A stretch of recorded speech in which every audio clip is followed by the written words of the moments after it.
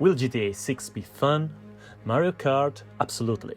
Wii Sports? So many laughs. But then, things start getting a little more complicated. Elden Ring? Is it fun? Yeah. At least when you are not dying to the very first enemy in the game. And what about the Stranding? You walk, you deliver packages, beautiful, definitely. Fun? Well, maybe. Then there is SnowRunner. You are driving trucks through mud at 10 miles an hour, desperately trying not to tip over. Can we honestly call that fun? And yet, all these games are widely considered masterpieces. So I started asking myself a question. Does a great game actually have to be fun? At first the answer seems obvious, and in a way it is. Because if a game wasn't enjoyable in some way, it probably wouldn't work. But I think the answer is much more complicated than that. Maybe we have been using the word fun the wrong way. Because fun is probably one of the most subjective things there is. It depends on your personality or taste, even the stage of life we are currently in. The same game that feels boring today might have kept us glued to the screen for hundreds of hours 5 years ago. And the opposite is true as well. So yeah, I do think games need to be fun, but there are countless ways to achieve that, because every single one of us experiences fun differently. When I think about fun in the most traditional sense, one genre immediately comes to mind: arcade games. Mario Kart, Burnout, Wii Sports, game that doesn't ask anything from you. You pick up the controller and within 30 seconds you are already smiling. Speed, explosions, power-ups, chaos, it's instant gratification, instant fun. The game doesn't ask you to earn it, it simply gives it to you. But then there is the complete opposite: simulation. Take Dirt Rally. One tiny mistake and you've ruined an entire stage. Or SnowRunner, where driving just 100 meters can easily take 10 minutes. If you describe these games to someone who's never played them, they'd probably think they sound incredibly boring. And yet, millions of people absolutely love them. Why? Because here, fun completely changes its shape. It doesn't come from immediacy. It comes from satisfaction, from improvement, from realizing that the mistake that ruined your race yesterday doesn't happen anymore today. I've been playing 11 table tennis for months now.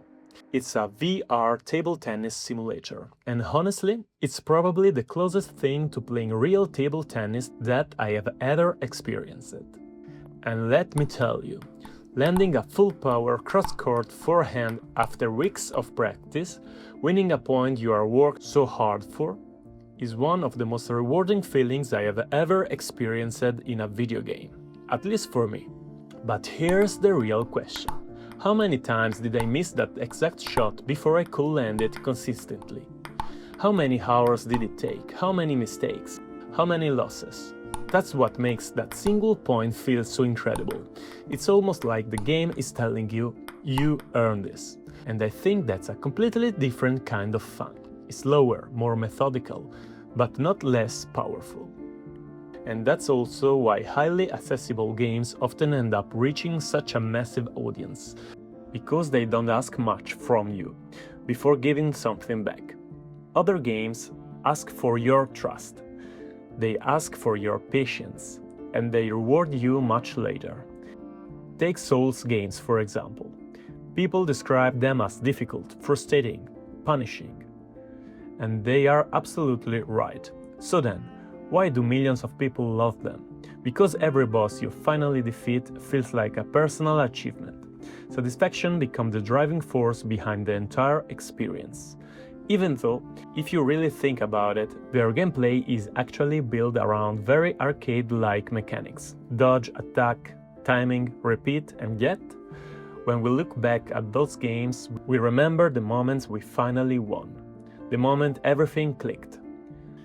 And Elden Ring adds another incredibly important ingredient: curiosity. Every hill, every castle, every ruined building in the distance asks you one simple question: what's over there? And suddenly, fun becomes exploration. You are no longer playing because the combat is enjoyable. You're playing because you want to discover what's around the next corner. And it's incredibly how such a simple feeling can keep you glued to the screen for hundreds of hours. This is where fun becomes even more personal. Take two different open worlds, Elden Ring and, let's say, an Assassin's Creed game. At first glance they seem surprisingly similar. Huge maps, castles, forests, secrets, but their design philosophy couldn't be more different. Assassin's Creed is constantly guiding you. Map markers, objectives, quest logs, compass icons, waypoints. The game is almost always telling you exactly where to go next. Personally, that's not the kind of exploration I enjoy, because it removes one of my favorite feelings in gaming: wonder.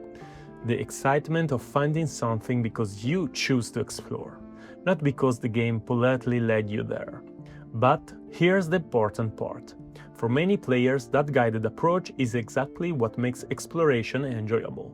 It's faster, more dynamic, more accessible, and there is absolutely nothing wrong with that. Because once again, fun is personal. The same thing happens with RPGs. Some people only see numbers, statistics, builds, equipment, damage calculations. I see one giant puzzle. Every new party member, every new ability, every possible combination is another problem waiting to be solved. And when everything finally comes together, when every character works exactly the way you imagined, the satisfaction is incredible, almost as satisfying as defeating a difficult boss. Then there is one final category, probably my favorite. Games that simply let you live inside their world. A game like Final Fantasy X, with its incredible story and unforgettable plot twists, keeps you glued to the screen for dozens of hours.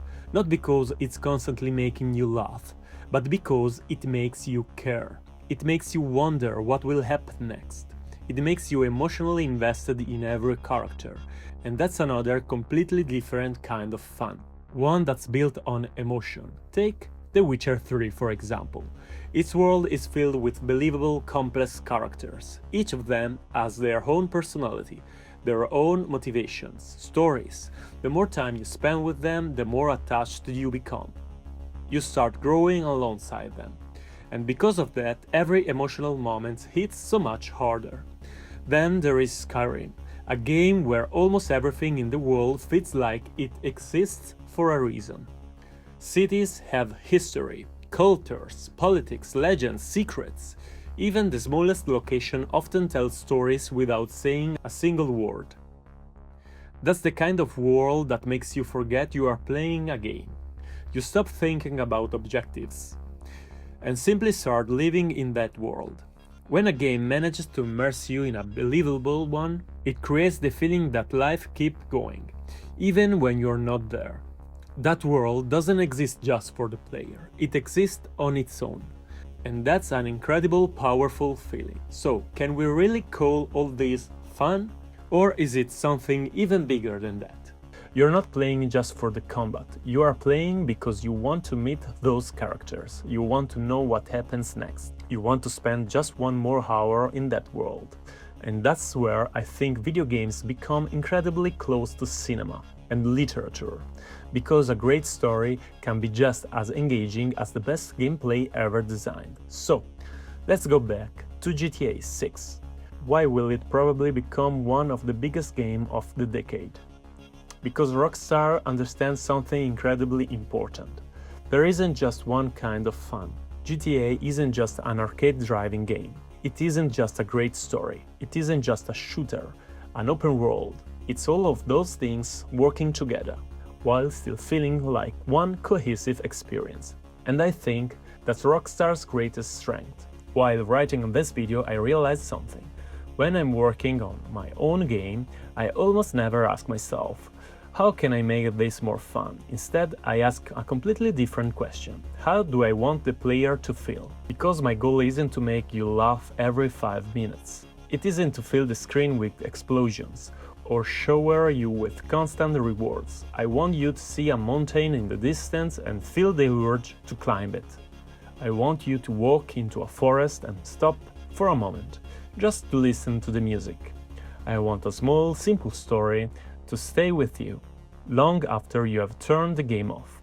I want to create wonder, curiosity, a little bit of nostalgia, that feeling of being on a journey, and maybe that's simply my definition of fun. There is something else I find incredibly interesting. Whenever we talk about video games, we constantly use the word fun. It's almost because the universal way we measure them. How's that game? It's really fun. Or I didn't have much fun with it. But have you ever stopped to think about it? We don't do this with any other form of art. Nobody walks out of a movie like Interstellar and says, "That was really fun." Instead, we talk about how much it made us think, how emotional it was, how it stayed with us long after the credits rolled. The same goes for a great book, a painting, or a piece of music. And yet, when it comes to video games, it almost feels like everything is reduced to a simple question. Is it fun? Maybe that's because for years video games were seen exclusively as toys, something to pass the time. But today they've become so much more. They are worlds, they are stories, they are experiences. Sometimes they are even places we escape to after a difficult day. So maybe it's time we started using a different vocabulary, because a game can be relaxing without the necessary being fun. It can be melancholic, anxious. It can make you feel tiny while standing in front of an enormous landscape. It can make you uncomfortable. And I think that's exactly what makes video games such as a unique medium. Because unlike a movie or a book, they don't just ask you to watch, they ask you to participate. When you lose to a boss, you are not watching someone else fail. You failed. When you discover a hidden area, it wasn't the protagonist who found it. You did. And when a character dies, witnessing that moment, you spend hours getting to know them. You fought alongside them. You experienced that journey together. Maybe that's what makes games so powerful. Not because they are always fun, but because they take emotions we already understand and turn them into experiences we actually live through ourselves. And that's probably why some games stay with us forever. We don't remember every mission, we don't remember every fight. We remember how they made us feel, and I think that's the true goal of a great video game. Not to be perfect, not to be longest, not to have the best graphics, but to leave something behind, something that stays with the player, long after they turn the console off. So, does a great game have to be fun? I think it does, but only if we stop thinking of fun as simply making us laugh. Fun can be adrenaline, satisfaction, curiosity, wonder, tension, creativity. It can be a great story. Every great game makes us feel something, and maybe that's what we have been calling fun all along.